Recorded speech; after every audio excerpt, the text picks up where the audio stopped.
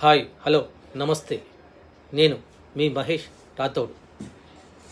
Cyber crimes రోజు రోజుకు మితిమీరిపోతున్నాయి. చాలా మితిమీరిపోయి ఎంతోమందిని ఉన్నత స్థానంలో ఉన్న చదువుకున్న ఉద్యోగస్తులను, వ్యాపారస్తులను, చదువు రాని వారిని,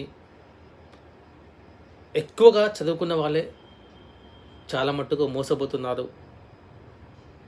సైబర్ క్రైమ్కు బలైపోతున్నారు. సైబర్ నేరస్తులు కొత్తగా నేరాలు స్టార్ట్ చేశారు.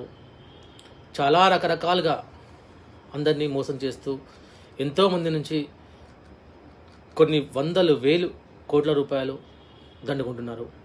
రోజు సైబర్ క్రైమ్ స్టేషన్స్లో చాలా వరకు ఎన్నో కేసులు రిజిస్ట్రేషన్ అవుతున్నాయి.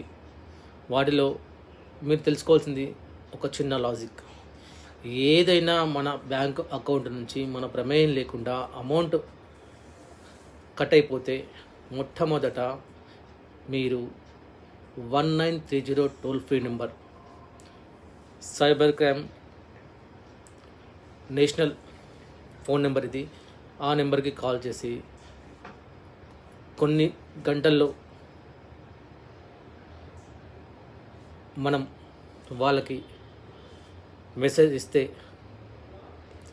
అప్పుడు వాళ్ళు ఫర్దర్గా మన అకౌంట్ నుంచి ఏ అకౌంట్కి అయితే డబ్బులు ట్రాన్స్ఫర్ అయ్యాయో ఆ అకౌంట్ను స్విచ్ చేసి అమౌంట్ను ఆపి తిరిగి మన అమౌంట్ మనం దక్కించుకునే ఛాన్సెస్ చాలా వరకు ఉంటాయి.